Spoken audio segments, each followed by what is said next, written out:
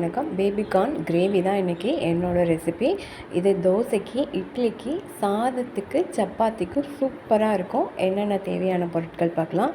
பூண்டு இந்த மாதிரி கட் பண்ணிக்கோங்க. அதுக்கப்புறமா பேபிகார்ன், அதுக்கப்புறமா கொடமிளகா, ஆனியன், பெரிய வெங்காயம் இந்த மாதிரி கொஞ்சம் பெருசு பெருசாக கட் பண்ணிக்கோங்க.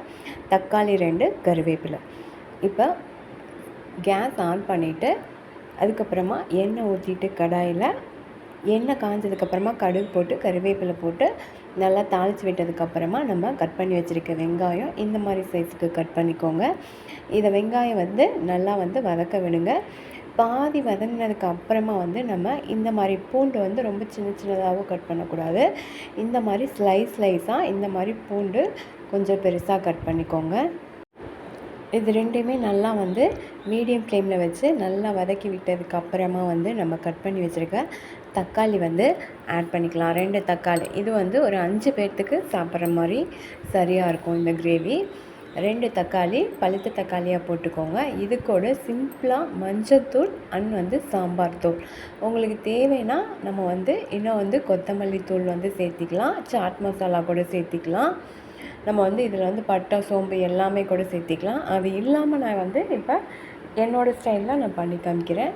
ஆட் பண்ணதுக்கு அப்புறமா இதையும் நல்லா வதக்கி விட்டதுக்கப்புறமா தக்காளி கொஞ்சம் வேகிறதுக்கு தண்ணி விட்டுக்கோங்க.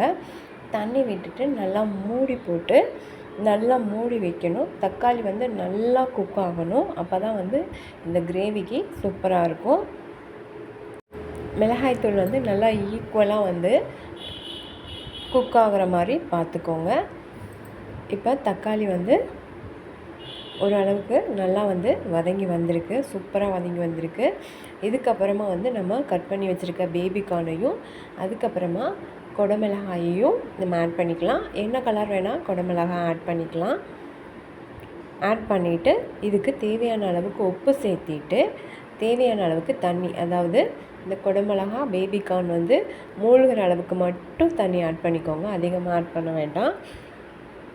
அந்த அளவுக்கு மட்டும் தண்ணி ஆட் பண்ணதுக்கப்புறமா ஒரு 7லேருந்து 8 நிமிஷம் வரைக்கும் நல்லா மீடியம் ஃப்ளேமில் வச்சு நல்லா குக் பண்ணிக்கலாம். இப்போ உப்பு எல்லாத்தையுமே நல்லா கலந்து விட்டாச்சு. இப்போ தண்ணி விட்டுட்டு மூடி போட்டு ஒரு 7லேருந்து 8 நிமிஷம் வரைக்கும் குக் பண்ணி விடலாம். அதுக்குள்ளே நம்ம தேங்காய் பால் லைட்டாக ஒரு 1/4 டம்ளருக்கு மட்டும் ஆட் பண்ணிக்கோங்க. இதுதான் இந்த கிரேவிக்கு செம்ம டேஸ்ட்டாக இருக்கும். இப்போ நல்லா ரெடி ஆகிடுச்சு. பேபிகார்ன் நல்லா வெந்திருக்கான்னு நல்லா நசுக்கி பார்த்துக்கோங்க. அதுக்கப்புறமா ஒரு 1/4 டம்ளர் அளவுக்கு மட்டும் தேங்காய் பால் ஆட் பண்ண உடனே அடுப்பை ஆஃப் பண்ணிடுங்க. அவ்வளோதான். ஒரு சூப்பரான கிரேவி. இது மாதிரி டிஃப்ரெண்ட்டான ஒரு கிரேவி செஞ்சு கொடுங்க. சூப்பராக சாப்பிடுவாங்க வீட்டில் இருக்கவங்க எல்லாருக்குமே. இந்த மாதிரி ஒரு ரெசிபி பிடிச்சிருந்தா நம்ம சேனலையும் சப்ஸ்கிரைப் பண்ணிக்கோங்க. அப்படியே இந்த ரெசிபி பிடிச்சிருந்தா நம்ம சேனலுக்கு ஒரு லைக் பண்ணிக்கோங்க. தேங்க்யூ. நான் இன்றைக்கி பண்ணியிருக்கிற கிரேவிக்கு சைட் டிஷ் தோசைக்கு சைட் டிஷ்ஷாக தான் நான் இந்த கிரேவியை பண்ணியிருக்கேன். இது கூடவே தேங்காய் பூ இது கொஞ்சம் கிடைக்கவே கிடைக்காது. கொஞ்சம் இன்றைக்கி கிடச்சிருக்கு. தேங்காய் பூவும் வச்சுருக்கேன். இந்த ரெசிபிக்கு மறக்காமல் சப்ஸ்கிரைப் பண்ணிக்கோங்க. தேங்க்யூ.